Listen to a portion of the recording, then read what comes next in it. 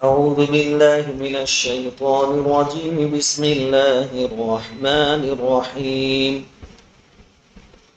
والتين والزيتون وطور سينين وهذا البلد الأمين لقد خلقنا الإنسان في أحسن تقويم ثم رددناه أسفل سافلين إلا الذين آمنوا وعملوا الصالحات فلهم أجر غير ممنون فما يكذبك بعد بالدين أليس الله بأحكم الحاكمين صدق الله العظيم. آپ کے سامنے سورہ تین کی تلاوت کی گئی. یہ سورت بھی ہم اکثر نمازوں میں سنتے ہیں. یہ مکی سورت ہے، یعنی مکۃ المکرمہ میں نازل ہوئی ہے. اس سورت میں 8 آیتیں ہیں اور 1 رکوع ہے. شروع کی 2 جو آیتیں ہیں اس میں اللہ رب العزت نے 4 چیزوں کی قسم کھائی ہے. 4 چیزیں. والتین، قسم ہے انجیر کی.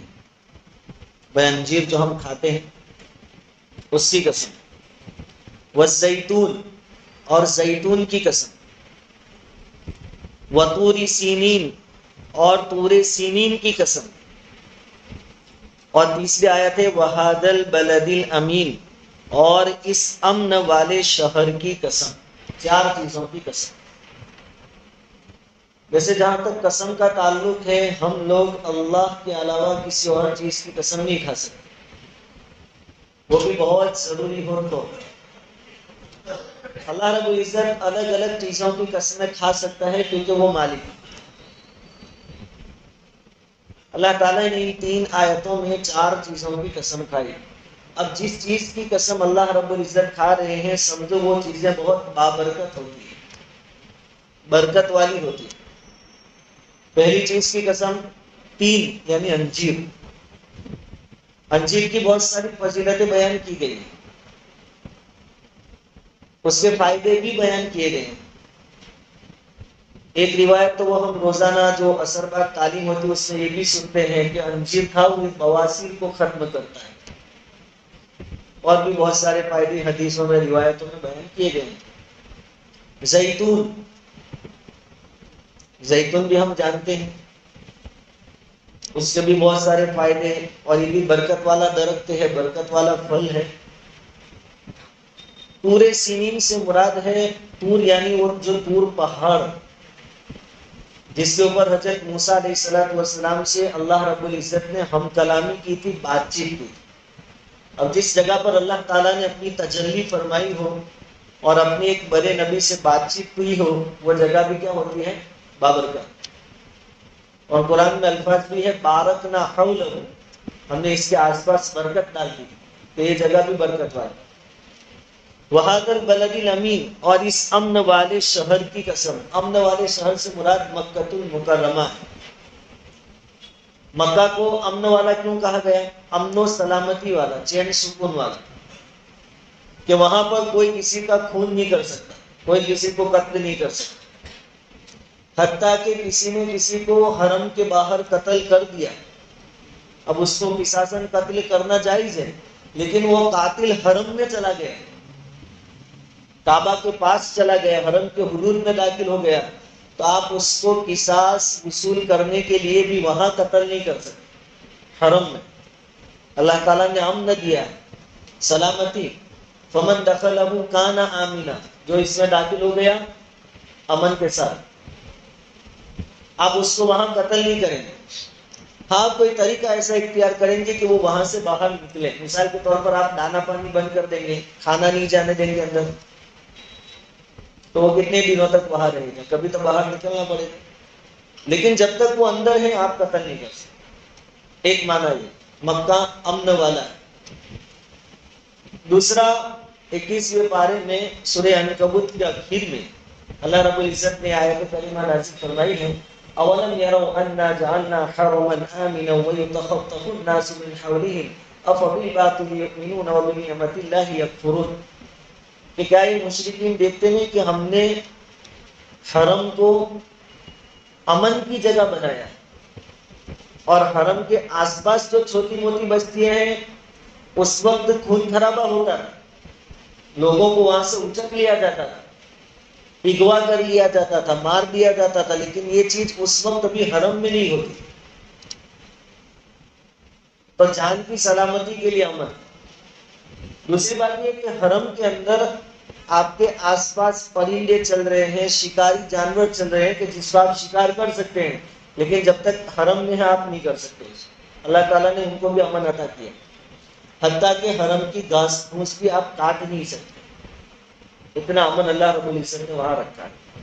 تو ان چار چیزوں کی قسم، دو درخت ہیں، دو جگہ کے نام ہیں، طور سینا یعنی پہاڑ وہ ایک جگہ کا نام، اور مکہ یہ بھی جگہ ہے، اور زیتون اور انجیر یہ چیزیں ہیں۔ اس کے بارے میں مفسرین کی ایک جماعت کا کہنا یہ ہے کہ یہاں انجیر اور زیتون سے مراد وہ جگہ ہے جہاں یہ ہوتے ہیں کثرت سے، اور وہ جگہ ہے ملک شام جہاں زیتون بھی کثرت سے ہوتا ہے، جس کو آج کے دور میں ہم سیریا کہتے ہیں۔ زیتون اور انجیر پہلے بھی ہوتا ہوگا، آج بھی ہوتا ہے۔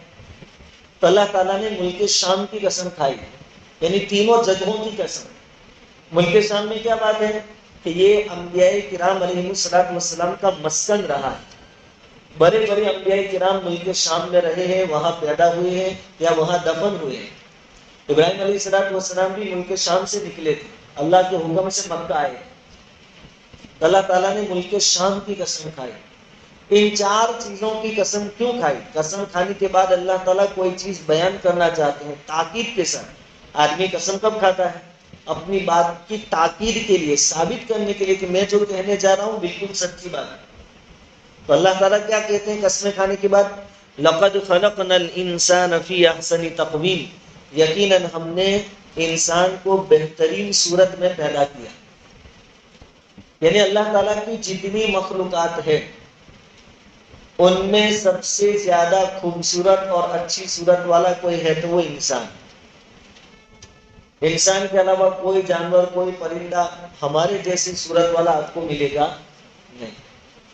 ظاہری جسم کے اعتبار سے اللہ تعالیٰ نے بہترین پیدا کیا، دوسرے مخلوق سے اچھا پیدا کیا، اور دوسرے بعض کمالات ایسے عطا کیے جو انسان کو ہی دیے گئے ہیں اور مخلوقات کو نہیں دیے گئے۔ اللہ تعالیٰ نے انسان کو عقل کامل عطا فرمائی، جانوروں میں کامل عقل نہیں ہوتی۔ اللہ تعالیٰ نے بولتا کیا، بولنے کی صلاحیت انسانوں کو عطا فرمائی، ہم جیسا بولتے ہیں اور بول کر اپنی دل کی باتیں سامنے والے کو سمجھا سکتے ہیں، کوئی جانور یا کوئی پرندہ اس طریقے سے بات چیت نہیں کر سکتا۔ اللہ تعالیٰ نے انسان کو علم عطا کیا، کسی اور کو انسان جتنا علم نہیں دیا گیا۔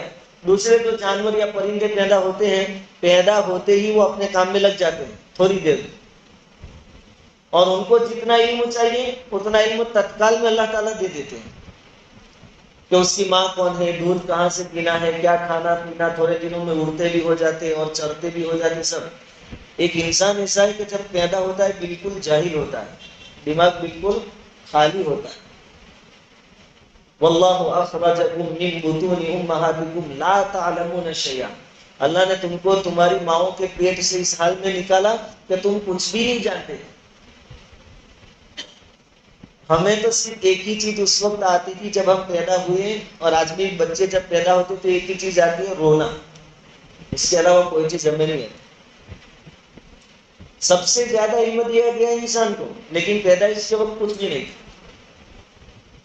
پھر اس نے محنت کی، علم حاصل کیا، اب یہ علم میں اتنا آگے بڑھ جاتا ہے کہ وہ جو چھوٹے موٹے جانور جو سب کو اپنے تابع کر لیتا ہے، اور اتنا آگے بڑھا کہ پھر ہواؤں میں اڑتا ہو گیا، سمندر پر تیرتا ہو گیا۔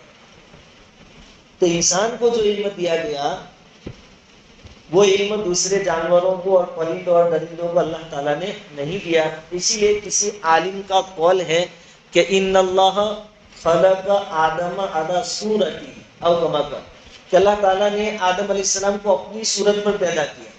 اب اللہ تعالیٰ کی تو کوئی صورت ہے نہیں، اللہ کا ہمارے جیسا چہرہ، ہاتھ پیر نہیں، وہ کیسا ہے وہ تو قیامت کے دن دیکھیں گے. اللہ کو اپنے اوپر قیاس نہ کرے, اپنے اوپر حساب نہ لگا کہ اللہ ایسے ہوں گے, یہ خیالات دل میں آنے ہی نہ دیں. جیسا بھی ہے اللہ تعالیٰ کا دیدار انشاءاللہ قیامت کے دن ہوگا. جنتیوں کو اللہ تعالیٰ دیدار کروائیں گے. تو اب اللہ تعالیٰ نے آدم علیہ السلام کو اپنی صورت پر پیدا کیا, اس کا کیا مطلب؟ مفسرین کہتے ہیں کہ اس کا مطلب یہ ہے کہ اللہ تعالیٰ نے اپنی بعض صفتیں انسان کو عطا فرمائی. اللہ دیکھتا بھی ہے تو ہمیں دیکھتا بنایا, اللہ سنتا ہے ہمیں سنتا بنایا. اللہ تعالیٰ کی دوسری صفت ہے صبر, حلم, برداشت کرنے کی طاقت اللہ تعالیٰ نے ہمیں عطا فرمائی. بولنا اللہ تعالیٰ نے ہمیں عطا, یہ مطلب. اور ساتھ میں یہ بات بھی کہ یہ جو بات ہے کہ اللہ تعالیٰ نے آدم علیہ السلام کو اپنی صورت پر پیدا کیا, یہ کوئی حدیث نہیں ہے, یہ حدیث نہیں ہے, یہ کسی عالم کا قول ہے. ہمارے پاس ہمارے آس پاس بہت ساری چیزیں ایسی ہیں جو حدیث کے نام سے چکر لگاتی ہے, ہمارے پاس گردش کرتی ہیں. ابھی آگے ایک جمعہ آئے گا آخری, میں ہر سال یاد دلاتا ہوں, کیونکہ ہمارے جو نئے نئے مقررین ہیں وہ بھی بیچارے جانے انجانے میں بیان کرتے ہیں. آئندہ جو جمعہ ہے گا اس کو کیا کہیں گے؟ جمعۃ الوداع. ہم ویدا بولتے ہیں, جمعۃ الوداع آخری جمعہ. جمعۃ الوداع اور جمعۃ الوداع کی کوئی حیثیت نہیں ہے سر, ایسی کوئی جمعہ نہیں. یعنی رمضان کا آخری جمعہ اس کی کوئی اسپیشلٹی نہیں ہے, کوئی فضیلت نہیں ہے, وہ نارمل جمعہ ہے. عوام میں اس کا چرچا ہوتا ہے کہ یہ جمعۃ الوداع ہے, یہ پڑھو یہ کرو یہ کرو یہ کرو, ایسا کچھ آتا. تو یہ بھی کوئی حدیث نہیں ہے, یہ کسی عالم کا قول ہے اور بالکل برابر ہے کہ اللہ تعالیٰ نے بعض صفتیں انسانوں کو عطا فرمائی. بہرحال اس آیت کے اندر اللہ تعالیٰ فرماتے ہیں کہ ہم نے انسان کو سب سے زیادہ خوبصورت بنایا. اس کے بارے میں ایک واقعہ لکھا ہے. ایک خلیفہ گزرے ہیں مسلمانوں کے, ابو جعفر منصور, یہ نام ہم سنتے ہیں, ابو جعفر منصور. ان خلیفہ کے دربار میں ایک وزیر تھے, اس کا نام تھا عیسیٰ بن موسیٰ ہاشمی. عیسیٰ بن موسیٰ. ہم جانتے ہیں کہ وزیر بھی پیسوں والے ہوتے ہیں, مالدار ہوتے ہیں, وزیر ہیں, اونچی پوسٹ پر ہے. یہ وزیر ایک مرتبہ رات کو, چاندنی رات تھی, اپنی بیوی کے ساتھ گھر کے صحن میں بیٹھا ہوا ہے. وہ اپنی بیوی کو دیکھ رہا ہے اور چاند کو دیکھ رہا ہے. ہنسی خوشی دونوں چل رہے تھے, باتیں چل رہی تھی. اس نے بات میں یہ بات کہہ دی وزیر نے اپنی بیوی سے کہ اگر تو چاند سے زیادہ خوبصورت نہ ہوئی تو تجھے 3 طلاق. اگر تو چاند سے زیادہ خوبصورت نہ ہو تو تجھے 3 طلاق. اب آج کے دور میں ہمارا بھی ماننا یہ ہے کہ چاند ہم سے زیادہ خوبصورت ہے, اس لیے عاشق اپنی معشوقہ کو چاند کی مثال ہی دیتا ہے کہ بھائی تیری صورت اور شکل کا چاند جیسی. حالانکہ یہ چیزیں شروع میں ہی اچھی لگتی ہے کہ وہ چاند میں بھی گرہن لگ جاتا ہے شادی کے بعد, بہت کمال ہوتی ہے دل میں. سمجھ آ گئی بات, چاند میں بھی گرہن لگ جاتا ہے. تو اس نے کہا کہ اگر تو چاند سے خوبصورت بھی ہوئی تو تجھے 3 طلاق. بولتے بول دیا. اب اس کو ٹینشن آیا کہ اس سے طلاق تو نہیں ہو جائے گی, کیونکہ میری بیوی لگتی تو نہیں کہ چاند سے زیادہ خوبصورت. اب یہ خلیفہ کے پاس آیا, ابو جعفر منصور کے پاس, وزیر, اور کہا کہ میں نے اپنی بیوی کو ایسا کہہ دیا. صبح میں آیا جلدی سے. تو خلیفہ نے دربار سجایا, علماء کو بلایا اور کہا کہ بھائی ایسی ایسی بات ہے, بولو طلاق ہوئی کہ نہیں ہوئی. تو جتنے موجود تھے علماء, عالم, چھوٹے بڑے, سب نے کہا کہ طلاق ہو گئی, کیونکہ انسان چاند سے زیادہ خوبصورت نہیں ہوگا. لیکن اس میں امام ابو حنیفہ رحمۃ اللہ علیہ کے ایک شاگرد بیٹھے ہوئے تھے. امام صاحب خود بھی پاورفل اور ان کے شاگرد بھی ماشاءاللہ پاورفل. ایک شاگرد بیٹھے ہوئے تھے. وہ خلیفہ نے پوچھا ابو جعفر منصور نے کہ سب نے اپنی رائے دی, تم اپنی رائے دو, تم کیا کہتے ہو, طلاق ہوئی کہ نہیں؟ تو انہوں نے چالو کرا پڑھنا, اعوذ باللہ من الشیطان الرجیم, بسم اللہ الرحمن الرحیم, والتین والزیتون وطور سینین وہذا البلد الامین لقد خلقنا الانسان فی احسن تقویم. اللہ تعالیٰ فرماتے ہیں کہ ہم نے انسان کو تمام مخلوقات میں سب سے زیادہ خوبصورت بنایا. تو تمام مخلوق میں چاند بھی آ گیا کہ نہیں آ گیا؟ کیا آ گیا؟ کہا کہ طلاق نہیں ہوگی. پھر تمام علماء نے بات مان لی کہ طلاق نہیں ہوگی. واقعتاً قرآن سے انہوں نے ثابت کر کے، تو کوئی اپنی بیوی کو کہے بھی کہ تو چاند سے زیادہ خوبصورت ہے تو اس میں کوئی غلط بات نہیں ہے. اللہ کی تمام مخلوقات میں انسان سب سے زیادہ خوبصورت ہے. اور کہہ دیا کرے رمضان کا کام بیچاری وہی لوگ ہی کرتی ہیں، اچھا اچھا کھانا پکانا صبح شام، تو تھوڑا بہت کہہ بھی دیا کریں، اس میں کوئی گناہ نہیں ہوگا، غلط بات نہیں ہوگی. اللہ تعالیٰ فرماتے ہیں کہ ہم نے انسان کو بہترین صورت میں پیدا کیا، اور اس کے پاس جو صفات اور کمالات ہیں دوسروں کے پاس نہیں ہے. اور اس کے پاس جو جسم ہے، دنیا کی ساری مخلوق منہ سے کھاتی ہے، کہ انسان اکیلا ہے جو اپنی منڈی جھکاتا نہیں ہے کھاتے ہو. اللہ نے اتنا اعزاز اس کو دیا ہے، وہ ہاتھ سے اٹھا کر کھانا کھاتا ہے. باقی مخلوق گردن جھکا کر کھاتی ہے. انسان کی گردن اگر کسی کے سامنے جھکتی ہے تو صرف اللہ رب العزت، یہ اللہ نے اعزاز عطا فرمایا. اللہ تعالیٰ فرماتے ہیں کہ ہم نے بہت خوبصورت پیدا کیا. ثم رددناہ اسفل سافلین، پھر اسے نیچوں سے نیچا کر دیا. جوانی تھی، خوبصورت تھا، طاقت تھی، سب کچھ تھا. پھر جوانی ختم ہوتے ہوتے بڑھاپا آتا ہے. اب وہ انسان جو بہت خوبصورت لگتا تھا، اب بڑھاپے میں اس کی شکل کیا ہو جاتی ہے؟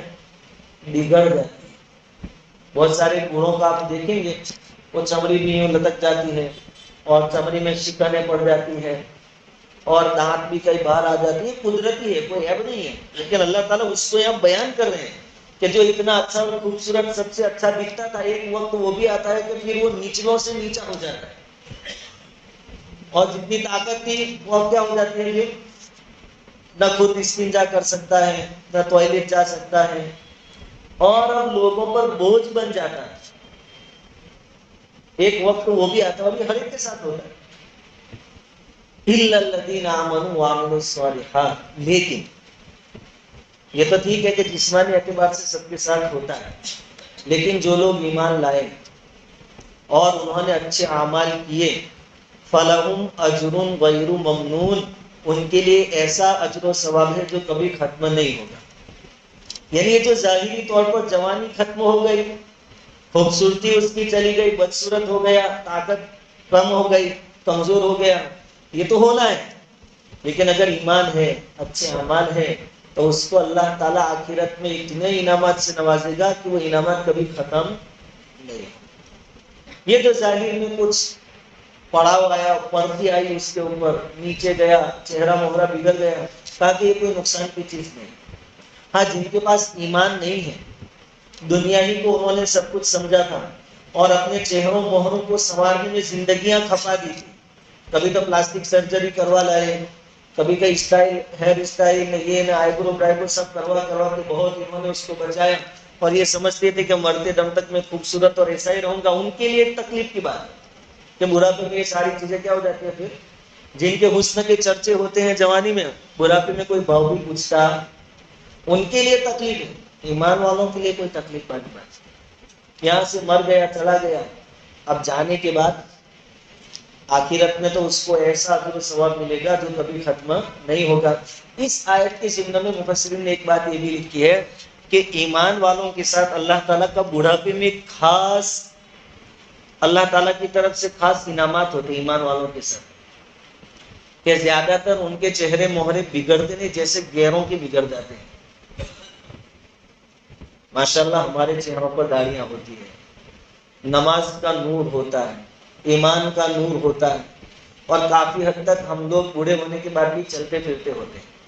اور بعضے جو اللہ کے خاص بندے ہوتے ہیں، کتنے بھی بوڑھے ہو جاوے، خود کمزور ہو جاوے، لیکن اللہ تعالیٰ ایک جماعت ایسی قائم کر دیتے ہیں جو ان کی خدمت کیا کرتے ہیں. کئی علماء مفسرین ایسے گزرے ہیں کہ کئی سالوں تک بستر پر رہے، پیشاب پاخانہ بھی بستر پر ہوا، لیکن ان کی خدمت کرنے والے اللہ تعالیٰ نے دنیا ہی میں پیدا کر دیے. حکیم محمد اختر صاحب رحمۃ اللہ علیہ، بہت بڑی ہستی پاکستان کی گزری ہے، بہت بڑے اللہ والے. 13 سالوں تک بستر پر رہے، فالج ہو گیا تھا، اٹھ نہیں سکتے تھے، چل پھر نہیں سکتے تھے، پیشاب پاخانہ سب. لیکن طلبا کی ایک جماعت آپ کے پاس ہمیشہ رہتی ہے، اور خوشی خوشی رہتی ہے، اور حضرت کا پاخانہ پیشاب صاف کرنا اپنے لیے سعادت سمجھتی ہے کہ اللہ رب العزت کا انعام ہے ایمان والوں کے ساتھ. کیونکہ ایمان والوں کو آخرت میں ثواب کی امید ہوتی ہے، اس لیے وہ کچھ بھی کر سکتے ہیں. کورونا جیسی بیماری میں جب غیر اپنے باپ کو، سگے باپ کو ہاتھ لگانے کے واسطے تیار نہیں ہوتے تھے اور ان کی نعشوں کو چھونا نہیں چاہتے تھے، ان کو دفن کس نے کیا؟ یا ان کا انتم سنسکار کس نے کیا؟ ان کو گھروں سے کس نے نکالا؟ ایمان والوں کے ساتھ اللہ رب العزت کی ایک خاص رحمت کہ آخرت میں تو اجر و ثواب اتنا کہ کبھی ختم نہیں ہوگا، لیکن دنیا سے ہی وہ چالو ہو جاتا ہے کہ بڑھاپے میں اللہ رب العزت. تو حکیم اختر صاحب سے کسی نے کہا کہ آپ خوش نصیب ہیں، آپ اتنے سالوں سے بستر پر پڑے ہیں، ایک جماعت طلبا کی آپ کی خدمت میں ہے. تو حکیم اختر صاحب نے کہا کہ اس کی وجہ یہ ہے کہ میں نے بھی اپنی جوانی کے 17 سال اپنی شیخ کی خدمت میں لگائے. میں نے اپنی جوانی اپنے شیخ کی خدمت میں لگائی. جب میرا موقع آیا تو اللہ تعالیٰ نے میری خدمت میں ایک جماعت تیار کر دی. تو اللہ تعالیٰ کا ایمان والوں کے ساتھ ایک یہ ہوتا ہے. اس آیت کے ذریعے اللہ رب العزت مرنے کے بعد دوبارہ زندہ کیے جائیں گے یہ بات ثابت کر رہے ہیں کہ جو اللہ پہلے بچپن دیتا ہے، پھر جوانی دیتا ہے، پھر کمزوری اور بڑھاپا دیتا ہے، یعنی حالتوں کو بدلتا ہے، وہ اللہ مرنے کے بعد دوبارہ زندہ بھی کر سکتا ہے. اور آخرت کی حالتیں بھی بدل سکتا ہے کہ پہلے حشر کا میدان قائم ہوگا، پھر حساب کتاب ہوگا، جنت یا جہنم دی جائے گی. اللہ سب چیزوں پر قادر ہے. فما یکذبک بعد بالدین، پس تجھے اب روز جزا کے جھٹلانے پر کون سی چیز آمادہ کرتی ہے؟ اللہ تعالیٰ نہ ماننے والوں سے پوچھتے ہیں کہ میں اتنا سب کچھ کر سکتا ہوں تو پھر تجھے قیامت کے بارے میں شک کیوں ہے؟ میں سب کچھ کر سکتا ہوں تو قیامت قائم نہیں کر سکتا ہوں، اس میں کون سی شک کرنے والی چیز ہے؟ الیس اللہ بأحکم الحاکمین، کہ اللہ سب حاکموں کا حاکم نہیں ہے؟ دنیا میں جتنے حاکم و حکمت والے، اس سے بڑا حاکم کون؟ دنیا کے حاکموں کو حکمتیں دینے والا کون؟ جو اللہ حاکموں کو حکمتیں دے سکتا ہے، انسان کی حالت بدل سکتا ہے، وہ اللہ مرنے کے بعد دوبارہ زندہ بھی کر سکتا ہے. حدیث میں آتا ہے، حضرت ابو ہریرہ رضی اللہ تعالیٰ عنہ بیان فرماتے ہیں کہ نبی کریم صلی اللہ علیہ وسلم نے ارشاد فرمایا کہ جو آدمی سورہ والتین پڑھے، یہ سورت، اور اس میں آخری آیت یہ پڑھے الیس اللہ بأحکم الحاکمین، تو اس کو چاہیے کہ ساتھ میں یہ کلمہ کہے، یہ بولے کیا؟ بلا وانا علی ذلک من الشاہدین. آپ بھی بولیے بلا وانا علی ذلک من الشاہدین. یعنی اللہ پوچھتے ہیں کہ میں سب سے بڑا حاکم نہیں؟ تو ہم کہتے ہیں کہ ہاں کیوں نہیں، میں گواہی دیتا ہوں کہ آپ سب سے بڑے احکم الحاکم ہیں. ہم گواہی دیتے ہیں. تو جب بھی یہ سورہ والتین پڑھے تو یہ کلمات یاد رہے تو ٹھیک، نہیں تو اپنی زبان میں کہہ دیں کہ ہاں یہ رب، میں گواہی دیتا ہوں کہ آپ احکم الحاکم ہیں. تو آج کی یہ سورت، اب اس میں زیتون، انجیر، اس کے بارے میں تفسیر رازی میں بہت ساری باتیں لکھی ہیں، لیکن چونکہ آج ایک تو وقت نہیں تھا تو وہ باتیں بہت زیادہ ہیں. زیتون کی فضیلت بھی انہوں نے بہت لکھی ہے، کچھ واقعات بھی لکھے ہیں، لیکن وقت کی کمی کی وجہ سے میں نے یہاں پر ختم کر دیا. ہمارے لیے اصل اس سورت سے سبق کیا ملتا ہے؟ وہ ایک بات ہم نے یہ جانی کہ سب سے خوبصورت اور سب سے بہتر مخلوق کون سے؟ اللہ تعالیٰ کی انسان. اور پھر ایک وقت آتا ہے کہ وہ سب سے بوڑھا ہو جاتا ہے، سب سے کمزور بھی ہو جاتا ہے. جانور سے بھی کمزور اور بوڑھا ہو جاتا ہے. بھائی جانور تو بڑھاپے تک بلکہ مرنے تک کام کا رہتا ہے. مر جائے تو آپ کو اس کا گوشت کھانے بھی ملتا ہے، اور اس کے مر جانے کے بعد چمڑا وغیرہ بیچ کر بھی آپ پیسے کما سکتے ہو. لیکن آدمی بوڑھا ہو جائے تو آپ کو کوئی قیمت نہیں آتی اس کی. آدمی بوڑھا ہو جائے تو آپ بیچ سکتے ہیں اس کو. جانور آخری درجے تک کام کا ہے، لیکن انسان بوڑھا ہو جائے تو بیکار ہو جاتا ہے. لیکن اس انسان کے پاس کیا ہے؟ ایمان. تو چاہے دنیا میں نکما ہو گیا لیکن آخرت کے اعتبار سے یہ قیمتی ہے. تو ایمان اصل چیز ہے. اور اس صورت میں اللہ تعالیٰ نے اشارہ فرما دیا کہ میں مرنے کے بعد دوبارہ زندہ کرنے کی طاقت رکھتا ہوں. اللہ کا شکر ہے کہ ہم تمام کا ایمان ہے کہ ہم انشاءاللہ دوبارہ اٹھائے جائیں گے. اور آخرت بہت ضروری ہے.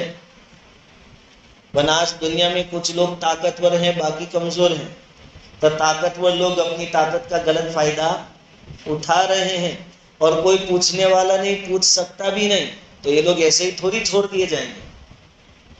انصاف دلانے والا بھی تو کوئی چاہیے نا، ان سے بدلہ لے سکے ایسی بھی کوئی طاقت.